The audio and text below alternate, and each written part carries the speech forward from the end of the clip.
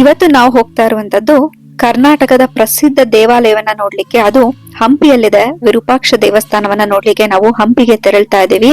ದಾರಿ ಮಧ್ಯದಲ್ಲೇ ನಮ್ಗೆ ಮಳೆ ಬರೋ ವಾತಾವರಣ, ಅದ್ರ ಜೊತೆಗೆ ವಿಂಡ್ ಫ್ಯಾನ್ ಗಳು ಕೂಡ ಕಾಣಿಸ್ಕೊಳ್ತಾ ಇದೆ ನೋಡಿ.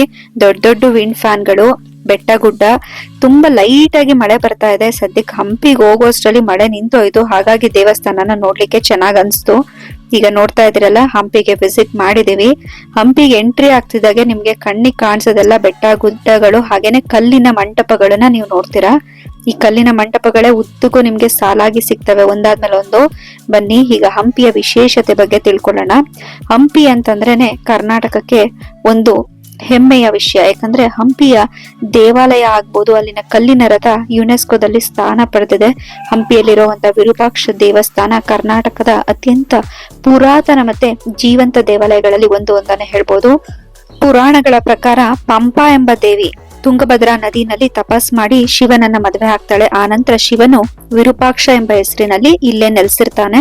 ಸೊ ಪಂಪಾದೇವಿಯ ಹೆಸರಿನಿಂದಲೇ ಈ ಪ್ರದೇಶಕ್ಕೆ ಪಂಪಾ ಕ್ಷೇತ್ರ ಅಂತ ಹೆಸರು ಬಂತು. ಅದು ಕಾಲಕ್ರಮೇಣವಾಗಿ ಪಂಪಾ ಕ್ಷೇತ್ರ ಹೋಗಿ ಹಂಪಿಯಾಗಿ ಪ್ರಸಿದ್ಧಿ ಆಯ್ತು ಅಂತ ಕೇಳ್ಪಡ್ತೀವಿ. ಇದಕ್ಕೆ ಮತ್ತೊಂದು ವಿಶೇಷತೆ ಏನಂದ್ರೆ, ರಾಮಾಯಣಕ್ಕೂ ಈ ಒಂದು ಹಂಪಿಗೂ ಸಂಬಂಧ ಇದೆ. ನಾನು ಆಲ್ರೆಡಿ ಅಂಜನಾದ್ರಿ ಬೆಟ್ಟದ ವಿಡಿಯೋದಲ್ಲಿ ತಿಳಿಸ್ಕೊಟ್ಟಿರೋ ಹಾಗೆ, ಈ ರಾಮ ಮತ್ತೆ ಲಕ್ಷ್ಮಣರು ವನವಾಸದಲ್ಲಿದ್ದಾಗ ಹಂಪಿಗೆ ಭೇಟಿ ಕೊಟ್ಟು ಹನುಮಂತನನ್ನ ಭೇಟಿಯಾಗಿದ್ರು ಅಂತ ಈ ಒಂದು ಇತಿಹಾಸದಲ್ಲಿ ಉಲ್ಲೇಖ ಆಗಿದೆ. ಹಾಗೆ ಕಿಷ್ಕಿಂದೆ ಎಂಬ ವಾನರರ ರಾಜ್ಯ ಏನಿದೆ, ಅದು ಕೂಡ ಈ ಪ್ರದೇಶದಲ್ಲೇ ಇತ್ತು ಅಂತ ಕಥೆ ಇದೆ.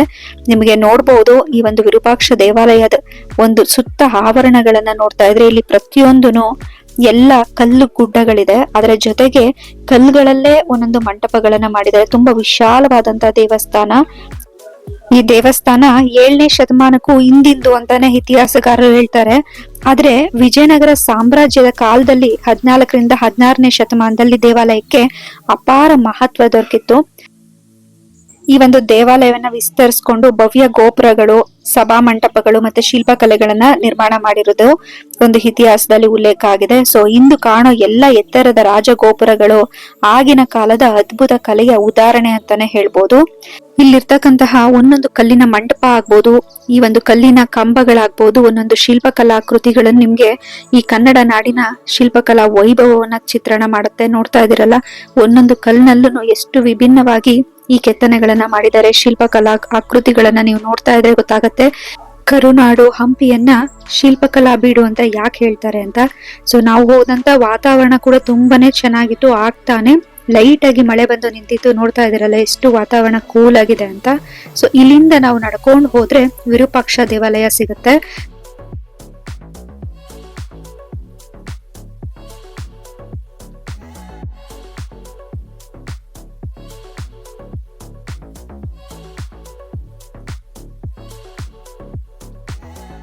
ಈ ಒಂದು ವಿರೂಪಾಕ್ಷ ಪಂಪಾದೇವಿಯ ವಿವಾಹೋತ್ಸವ ಏನಿರುತ್ತೆ, ಅದು ಪ್ರತಿ ವರ್ಷನೂ ಇಲ್ಲಿ ತುಂಬಾ ಗ್ರ್ಯಾಂಡ್ ಆಗಿ ಮಾಡ್ತಾರೆ. ಇಲ್ಲಿ ನಿತ್ಯ ಪೂಜೆ ನಡೆಯುತ್ತೆ. ಹಾಗಾಗಿ ಹಂಪಿನಲ್ಲಿ ನಿರಂತರವಾಗಿ ಪೂಜೆ ಸಲ್ಲಿಸುವಂತ ಏಕೈಕ ದೇವಸ್ಥಾನ ಅಂದ್ರೆ ಈ ಒಂದು ವಿರೂಪಾಕ್ಷ ದೇವಾಲಯ ಅಂತಾನೆ ಹೇಳ್ಬೋದು. ಪ್ರತಿನಿತ್ಯನೂ ಇಲ್ಲಿ ಪೂಜೆ ನಡೆಯುತ್ತೆ.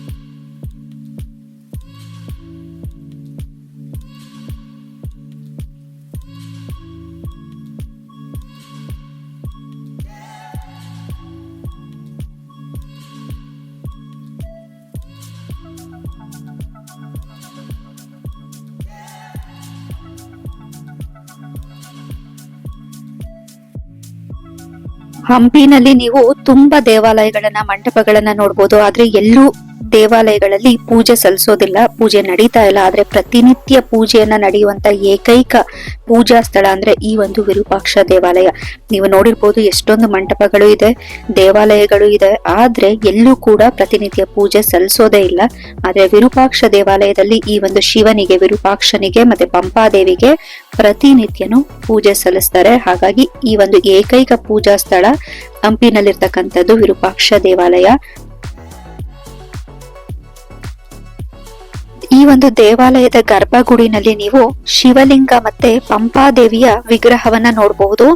ಜೊತೆಗೆ ಈ ದೇವಾಲಯದ ಒಂದು ವಾಸ್ತುಶಿಲ್ಪದ ಬಗ್ಗೆ ಹೇಳೋದಾದ್ರೆ ದ್ರಾವಿಡ ಶೈಲಿನಲ್ಲಿ ಈ ಒಂದು 9 ಅಂತಸ್ತಿನ ಗೋಪುರ ನಿರ್ಮಾಣ ಆಗಿದೆ. ತುಂಬಾ ವಿಭಿನ್ನವಾದಂತ ದೇವಸ್ಥಾನ. ಇದರಲ್ಲಿ ಇನ್ನೊಂದು ವಿಶೇಷತೆ ಏನಂದ್ರೆ, ನೀವು ಹಂಪಿನಲ್ಲಿ ತುಂಬಾ ದೇವಸ್ಥಾನಗಳನ್ನ ನೋಡಿರ್ಬೋದು, ಆದ್ರೆ ಎಲ್ಲೂ ಪೂಜೆ ಸಲ್ಲಿಸೋದಿಲ್ಲ. ಈ ಒಂದು ವಿರೂಪಾಕ್ಷ ದೇವಾಲಯದಲ್ಲಿ ಮಾತ್ರ ನಿತ್ಯ ಪೂಜೆಯನ್ನ ಸಲ್ಲಿಸ್ತಾ ಇರ್ತಕ್ಕಂಥದ್ದು. ಹಾಗಾಗಿ ಇದು ತುಂಬಾ ವಿಶೇಷತೆಯನ್ನ ಹೊಂದಿದೆ. ಇನ್ನೊಂದು ವಿಶೇಷತೆ ಈ ದೇವಸ್ಥಾನದಲ್ಲಿ ಅಂತಂದ್ರೆ, ಒಂದು ಹೋಲ್ ಪಾಯಿಂಟ್ ಇದೆ. ಆ ಒಂದು ಪಾಯಿಂಟ್ ಅಲ್ಲಿ ಆಗಿನ ಕಾಲದಲ್ಲೇನೆ ಈ ಒಂದು ಗೋಪುರವನ್ನ ತಲೆ ಕೆಳಗಾಗಿ ಪ್ರತಿಬಿಂಬವನ್ನ ನೋಡೋ ಹಾಗೆ ಒಂದು ಸಣ್ಣ ರಂಧ್ರವನ್ನ ಮಾಡಿದ್ದಾರೆ. ಆ ಕತ್ಲೆ ಕೋಣೆನಲ್ಲಿ ನೀವು ಪ್ರಾಚೀನ ಕಾಲದಲ್ಲೇ ಪಿನ್ ಹೋಲ್ ಟೆಕ್ನಾಲಜಿಯನ್ನ ಮಾಡಿದ್ರು. ನೋಡ್ತಾ ಇದೀರಲ್ಲ, ಆ ಒಂದು ಸಣ್ಣ ಹೋಲ್ ನಲ್ಲಿ ಬೆಳಕು ಬರುತ್ತೆ, ಅಲ್ಲಿ ಗೋಪುರ ತಲೆ ಕೆಳಗಾಗಿ ಕಾಣಿಸುತ್ತೆ. ಸೊ ಆಗ್ಲೇನೆ ಇಷ್ಟೊಂದು ಟೆಕ್ನಾಲಜಿಯನ್ನ ಉಪಯೋಗಿಸಿದ್ರು ಅಂದ್ರೆ ಆಗಿನ ಜನ ಎಷ್ಟು ವಾಸ್ತುಶಿಲ್ಪದಲ್ಲಾಗ್ಬೋದು, ತಂತ್ರಜ್ಞಾನದಲ್ಲಾದ್ರೂ ಎಷ್ಟು ಮುಂದುವರೆದಿದ್ರು ಅಂತ ನೀವು ತಿಳ್ಕೊಳ್ಬಹುದು. ಈ ಒಂದು ದೇವಸ್ಥಾನದ ಇನ್ನೊಂದು ವಿಶೇಷತೆ ಏನಂದ್ರೆ, ಇದೊಂದು ಪವಿತ್ರ ತೀರ್ಥಯಾತ್ರಾ ಕೇಂದ್ರ ಕೂಡ ಹೌದು. ಶತಮಾನಗಳಿಂದ ಪೂಜೆ ಪುನಸ್ಕಾರಗಳನ್ನ ನಡ್ಕೊಂಡು ಬಂದಿರುವಂತಹ ಒಂದು ದೇವಸ್ಥಾನ. ಹಾಗಾಗಿ ವಿರೂಪಾಕ್ಷ ದೇವಸ್ಥಾನ ಕೇವಲ ಒಂದು ದೇವಾಲಯ ಮಾತ್ರ ಅಲ್ಲ, ಅದು ಒಂದು ಭಕ್ತಿ, ಪೌರಾಣಿಕತೆ, ಇತಿಹಾಸ ಮತ್ತೆ ಶಿಲ್ಪಕಲೆಯ ಸಂಯೋಜನೆ ಅಂತ ಕೂಡ ಹೇಳ್ಬೋದು. ಹಂಪಿಗೆ ಭೇಟಿ ನೀಡೋ ಪ್ರತಿಯೊಬ್ಬರು ಮೊದಲು ದರ್ಶನ ಪಡಿಬೇಕಾದ ಪವಿತ್ರ ಸ್ಥಳವೇ ಈ ಒಂದು ವಿರೂಪಾಕ್ಷ ದೇವಸ್ಥಾನ ಅಂತ ಹೇಳ್ಬೋದು. ಇಲ್ಲಿರ್ತಕ್ಕಂಥ ಕಲ್ಯಾಣಿ ಆಗಿರ್ಬೋದು, ಪಕ್ಕದಲ್ಲೇ ಹರಿತಾ ಇರ್ತಕ್ಕಂತಹ ತುಂಗಭದ್ರಾ ನದಿಯನ್ನ ನೋಡೋದು ನಮ್ಮ ಒಂದು ಸೌಭಾಗ್ಯ ಅಂತಾನೆ ಹೇಳ್ಬೋದು.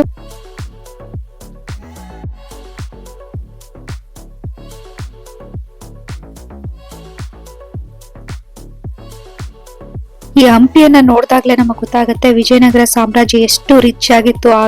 ಆಗಿನ ಕಾಲದಲ್ಲೇ ರತ್ನ ವೈಡೂರ್ಯಗಳನ್ನ ಬೀದಿನಲ್ಲಿ ಇಟ್ಕೊಂಡು ಇದೇ ರಾಜ ಬೀದಿಗಳಲ್ಲಿ ಮಾರಾಟ ಮಾಡ್ತಾ ಇದ್ರು. ಅಂದ್ರೆ ನಮ್ಮ ಒಂದು ಕರುನಾಡು ಎಷ್ಟು ಸಮೃದ್ಧವಾಗಿತ್ತು ಅನ್ನೋದನ್ನ ನಾವು ನೋಡಬಹುದು. ಇಲ್ಲಿರ್ತಕ್ಕಂತಹ ಒಂದೊಂದು ಕಲ್ಲಿನ ಮಂಟಪ, ದೇವಸ್ಥಾನಗಳೇ ಒಂದೊಂದು ಕಥೆಗಳನ್ನ ಹೇಳುತ್ತೆ. ಈ ಶಿಲ್ಪಕಲಾ ವೈಭವದ ಬಗ್ಗೆ ಸ್ವಲ್ಪ ಮಟ್ಟಿಗೆ ನಾನು ಏನ್ ಗೊತ್ತಿದೆ ಇನ್ಫಾರ್ಮೇಶನ್ ಅದನ್ನ ನಿಮ್ಗೆ ತಿಳಿಸ್ಕೊಟ್ಟಿದ್ದೀನಿ. ಸೊ ಈ ವಿಡಿಯೋ ನಿಮ್ಗೆ ಖಂಡಿತ ಇಷ್ಟ ಆಗುತ್ತೆ ಅಂತ ಭಾವಿಸ್ತೀನಿ.